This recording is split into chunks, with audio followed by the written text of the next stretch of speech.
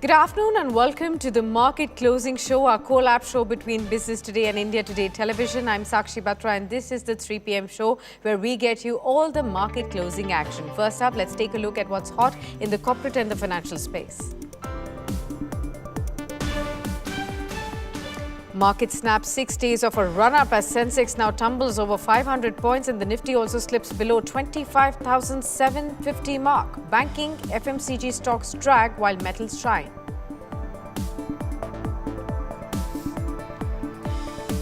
Oil experts say Russian oil supply to India could fall to near zero after US sanctions. Despite global price swings, Indian consumers remain protected as petrol and diesel prices have been frozen for almost 3 years, near 100 rupees per litre.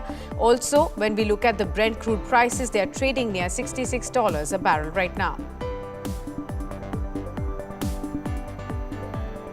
Reliance Retail enters India's 10-minute delivery race with JioMart using 3,000 stores as hubs and 600 dark stores. The platform has added 5.8 million customers within a quarter and orders up to 200% on a year-on-year spell, intensifying competition with Blinkit, Zepto and Swiggy Instamart.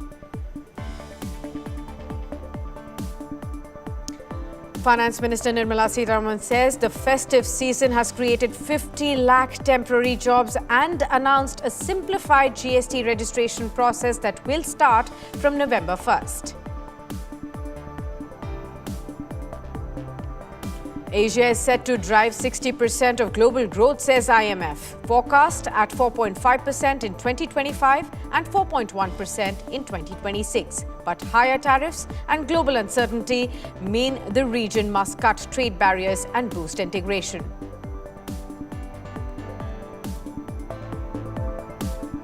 Let's straight away look at how the markets are trading in the last 25 minutes of trade. Well, it has turned out to be a volatile session, a very, very choppy session at large. And from the morning gains, we have actually lost quite a bit. Now, 0.3% lower for the Nifty, hovering under 25,800 odd mark at this point. The Nifty Bank has also slipped to the low point of the day, slightly recovering from that now. 0.6% lower, albeit 384 points of a loss that can be seen. Among other sectors that have actually dragged, remember it was the IT sector that was still holding up onto the gains for a large part of the day, but it's now also slipped into the red. Even the banks are down. Private banks, PSU banks, they're down in trade. Financial services, FMCG is down. Autos, pharma have all given up the gains.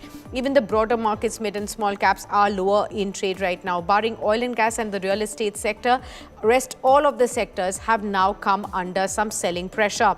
You can actually see somewhere about 10 to 15 odd Nifty stocks that are still holding up. Hindalco, ONGC, Bharti Airtel among the top 3 movers as far as the positive moves are concerned on the Nifty gainers front. ICICI Bank, Shriram Finance and Nestle remain the other movers on the positive end. But what has slipped in the trade? Well, you can actually see the stocks that are down. Cipla, HUL, Max Healthcare, Ultratech Cement, Kotak Mahindra Bank. These are the top laggards at this point. But let's welcome our guest on board. Avinash Gorakshakar joins in, market expert, to help us understand how to understand the mood of the markets right now.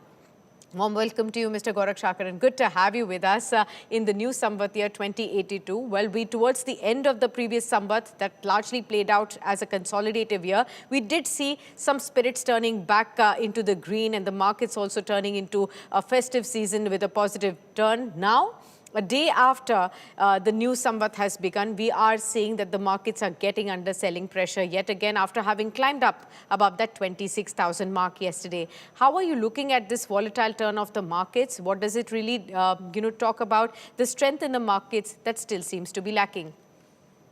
Yeah, good afternoon, Sakshi.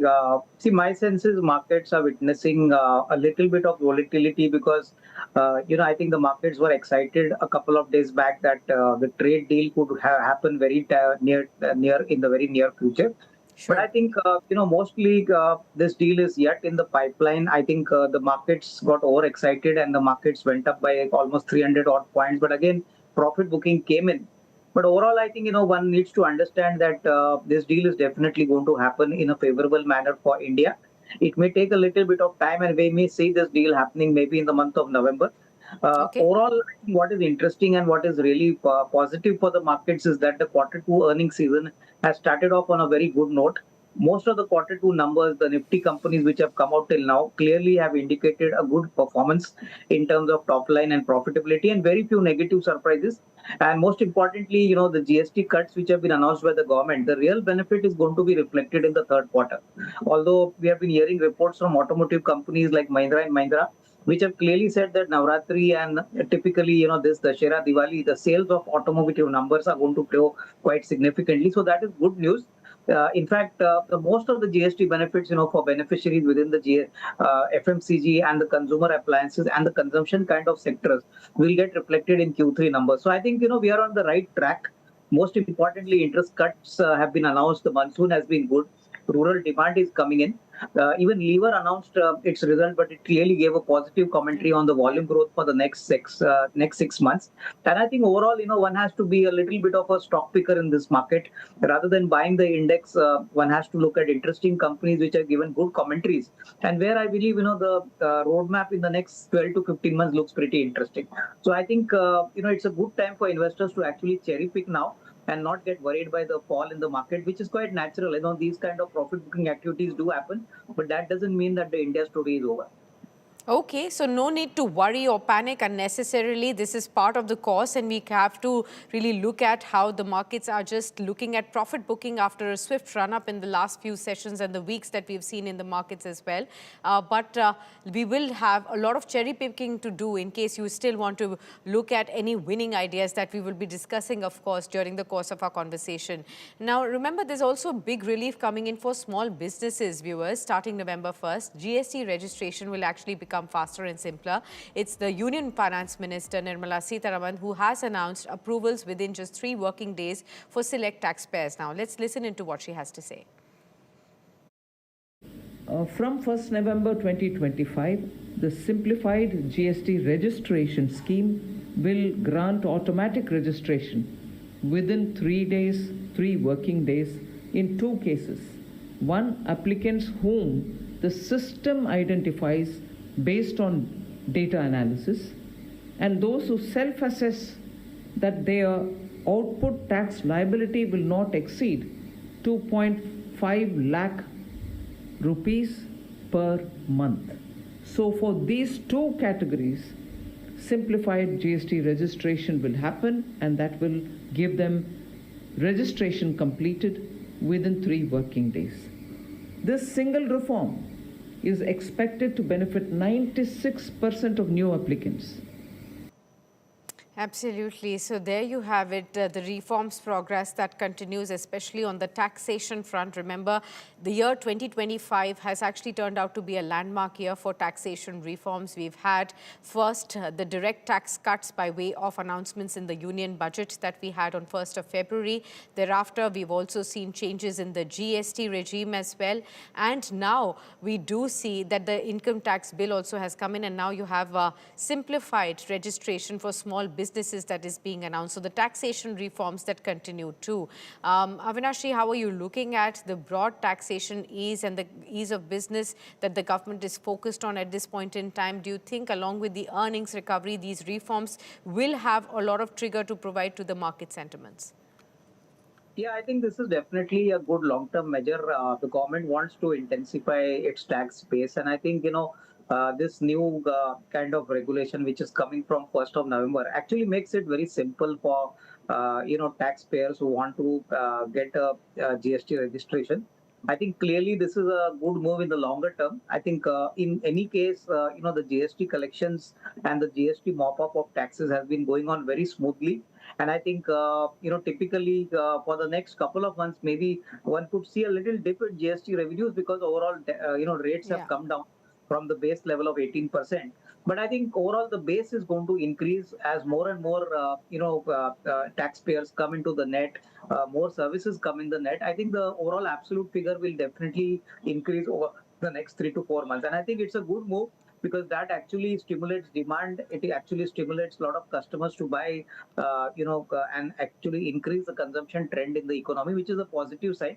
So net, I think the government has been doing all it can to incentivize buying and consumption in the economy. And I think the private sector is also going to obviously make full use of it in terms of offering the products at the most competitive prices.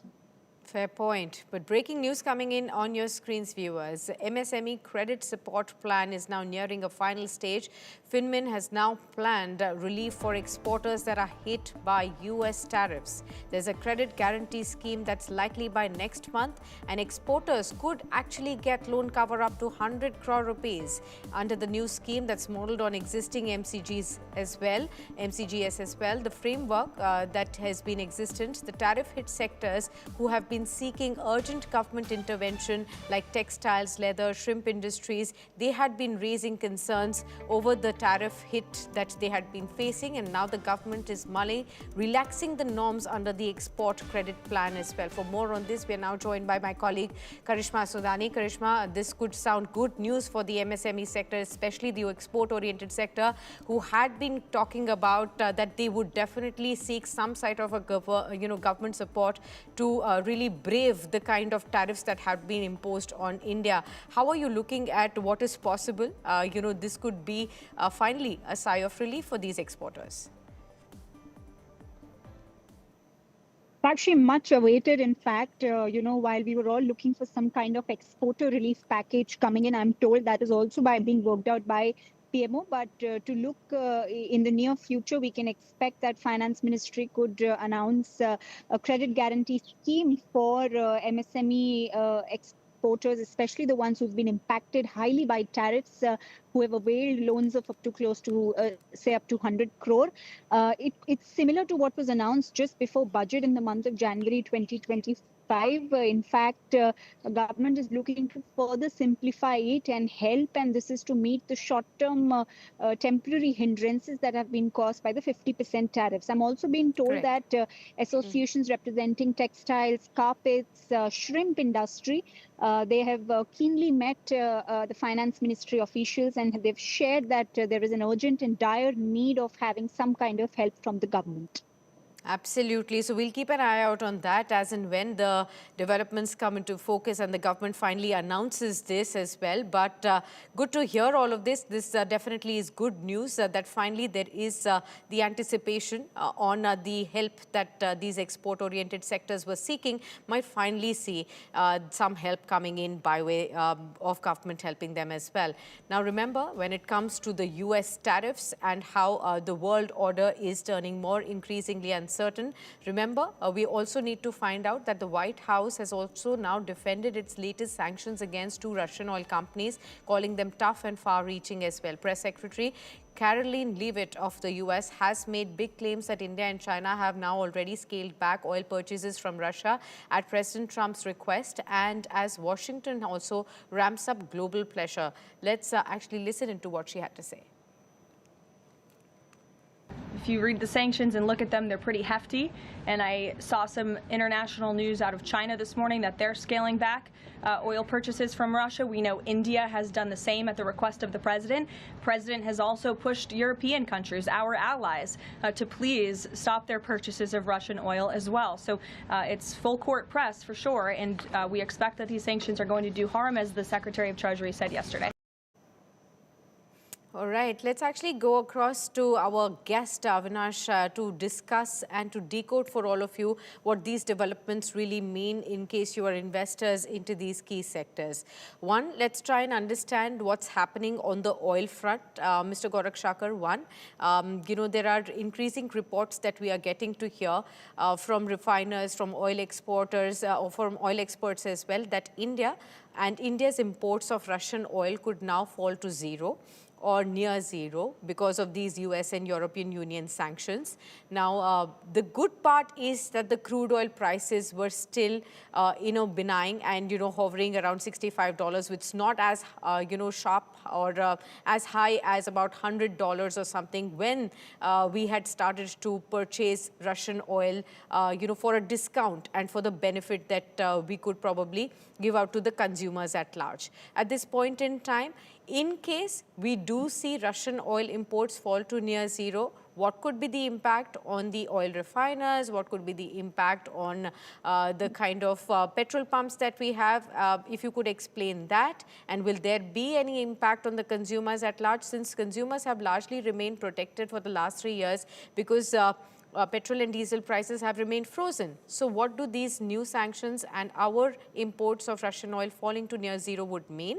And second of all, how are you looking at these export-oriented sectors as well, which are now looking at some sort of a government help?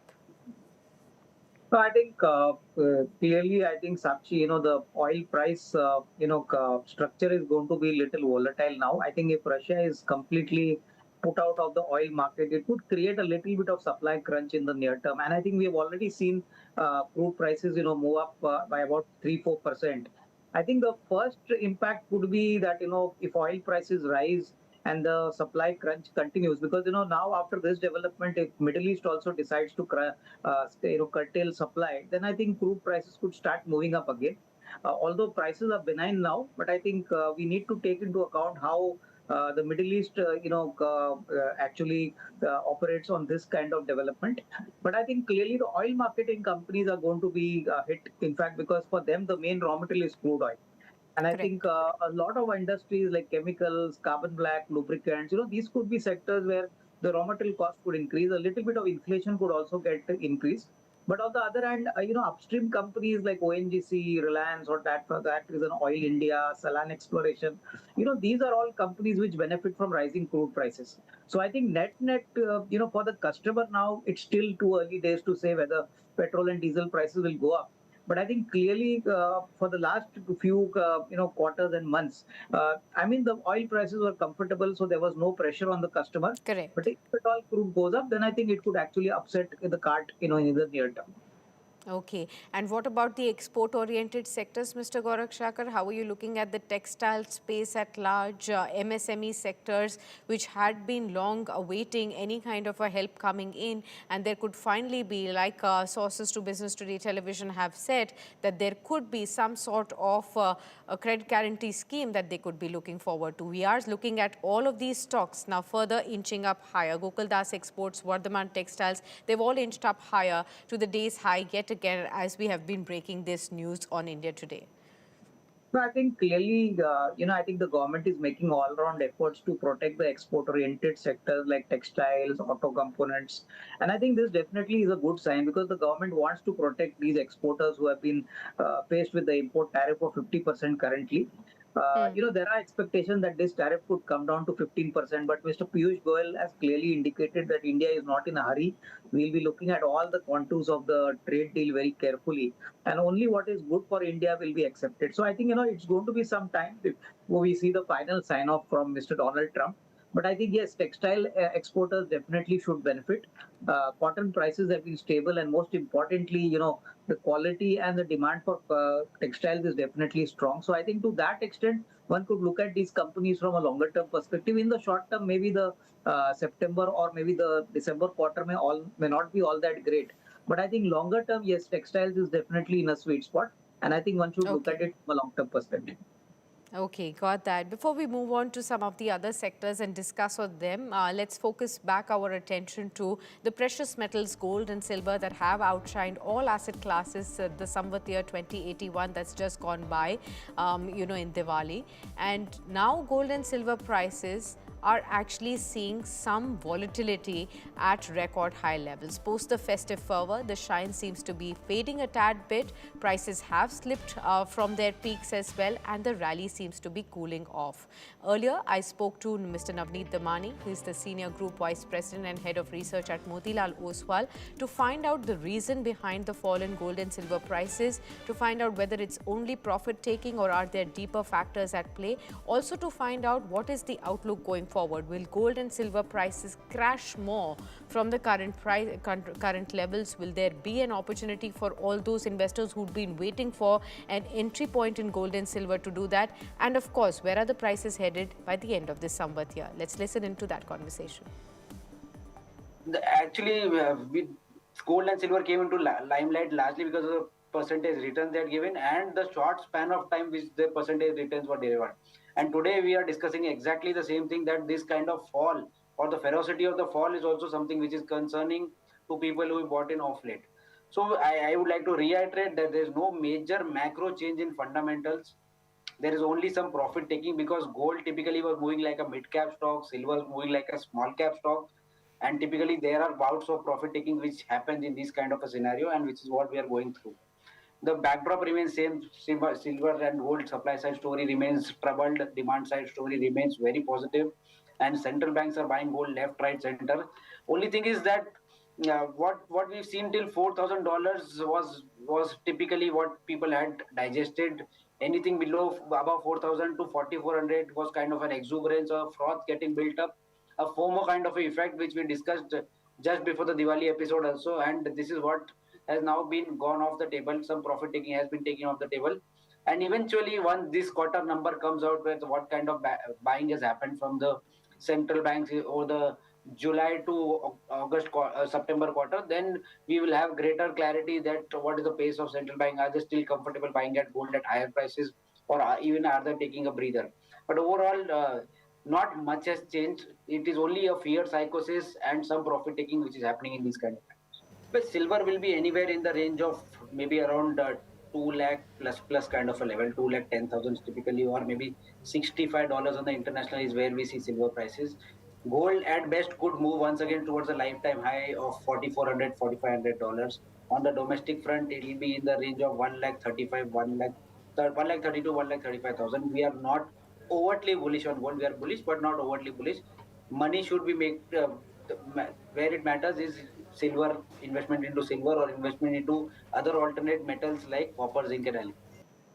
Okay, so about 5 to 6% of a correction more on gold and silver from the current levels, but sooner or later the prices could start to move up again, and by the end of this Samvat we could see again 2,10,000 rupee kind of levels for silver per kilogram and around 1,35,000 rupee per 10 grams for gold as well. Coming back to Avinash ji for a conversation on the precious metals as well, and to help our viewers understand how do you look at the asset classes equity versus these precious metals that have far outpaced equities in the previous Samvat. Do you see a change happening in the new Samvat year between equities and gold and silver? No, I think, see, gold and silver are two asset classes which move according to the geopolitical developments. And I think clearly, both the metals, gold and silver, had risen very fast in a very short period of time. So some amount of profit booking was quite understandable. See, my sense is that gold as an asset class will always rise steadily, considering the fact that central banks continue to buy. There are a lot of other reasons, social reasons why gold prices go up. Silver is also an industrial product, apart from being used on the residential domestic side. Clearly, I don't think prices are going to crash in the very near term. Whatever we are seeing is normal profit booking. And I think both the metals, gold and silver, because of supply crunches and supply constraints, are going to be very steady in terms of their price movement in the next, say, 6 to 12 months. So I think somebody who wants to take a bet on silver or possibly gold could bet maybe on the gold finance companies or maybe, the gold jewelry companies, because this is a steady business and a safe business. And somebody who wants to play purely on the asset class can look at buying some sort of ETFs here, which can give a reasonable amount of risk reward over the longer term. Sure. Let's actually also look at how the recent few days and the run-up to the festive season has actually panned out, not just for gold and silver, for consumption as a theme as a whole. Prime Minister Narendra Modi, in fact, has addressed the Rozgar Mela today via video conferencing. He highlighted the record-breaking sales seen during Dhanteras and Diwali, saying new records were set and old ones were broken, a sign that he has said that the GST reforms have given fresh momentum to India's economy. Let's listen into what he had to say. अभी हमने देखा धनतेरस दीपावली पर जिस तरह record बिक्री हुई है, नए नए रिकॉर्ड बने, पुराने रिकॉर्ड टूटे, ये दिखाता है कि कैसे जीएसटी में हुए रिफॉर्म ने देश की अर्थव्यवस्था को नई गति दी है। एमएसएमई सेक्टर और रिटेल ट्रेड में भी हमें इस रिफॉर्म का सकारात्मक असर देखने को मिल रहा है। All right, records have been set during this festive season, but time to wrap up the markets for you. A minute to go before we shut shop for the day. 0.4% of a decline for the Nifty, as you do see.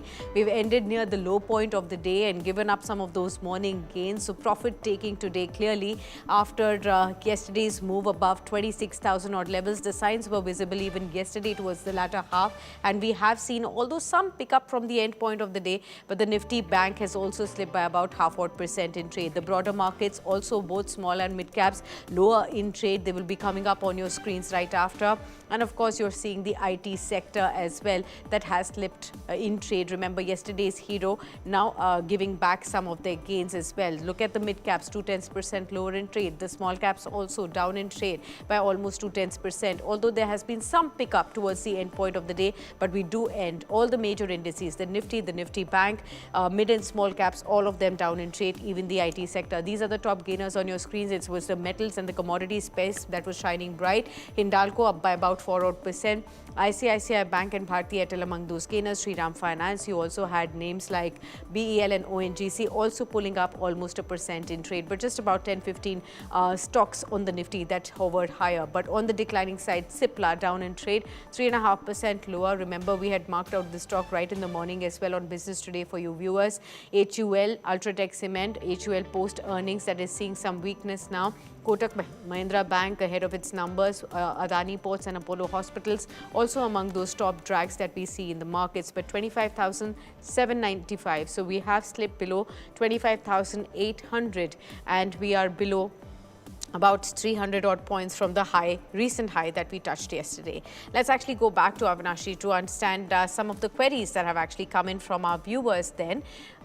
We have the question that's come in from Karan Jadhav from Mumbai, who wants to know about the recent cool off in gold and silver, something that we were discussing with you, Avinashi. He's looking to invest right now and wants to know what exactly should he be doing. Should he be purchasing this dip right now? Yeah, I think if the investor has a slightly longer term kind of time frame, I think he should not hurry in buying, and in one go. I think he could look at a small SIP in some ETF fund where possibly he could possibly invest his money. And if he's an equity investor, then I think he could possibly take a call on some of the gold finance companies like Manappuram Finance, Muthoot Finance, which have been beaten down very badly. These are pure plays on the gold finance, segments. Obviously, gold prices, when they come off, these companies do get impacted, but this is just a short-term aberration. The longer-term structural story for gold finance remains to be quite positive. So I think, if he's a conservative investor, he could look at ETFs. Otherwise, he could probably do an SIP in either of the gold finance companies. Got it. Sarthak Sharma comes up with the next question. He's from Delhi and wants to know from you, Avinashi, will the current rally in the defense sector continue? Remember, the DAC has given approval for 79,000 odd crore rupees of procurement approval for the Indian Armed Forces, Navy, Army, as well as the Air Force. And therefore, we've been seeing the defense stocks rally and buzz in throughout the course of the session today, even though defense index has also seen some profit booking by the end of the session today. But what's your sense, Avinashi? No, I think defense is going to be a multi-year story. Although, now defense companies have significantly risen in terms of prices. I think you cannot expect multi-bagger gains here, but compounders, I think, definitely can come. And I think the best part is that, this order is not going to be the last order. We are going to see many more orders like this coming from the government. And typically, almost all the large defense players, have got 2 to 3 years order book visibility. So I think clearly, companies like Bharat Electronics, Bharat Dynamics, HAL, or for that reason, Cochin Shipyard, Garden Reach, these are companies which I think one can look at accumulating in an SIP mode. And I think keep a time frame of at least the next 2 years, because these kind of companies are unlikely to give you quarter on quarter kind of upside. They are clearly, well positioned for wealth creation, but you need to keep the time frame slightly longer. Okay, all right. Thank you so much, Avinash-ji, then for being with us on the program. Always a pleasure to host you. And with that, viewers, we wrap up our special edition. These are the numbers at which you can actually send us your queries in case you too have any questions about your investments in mutual funds, in your SIPs, whether you've invested in gold and silver as well.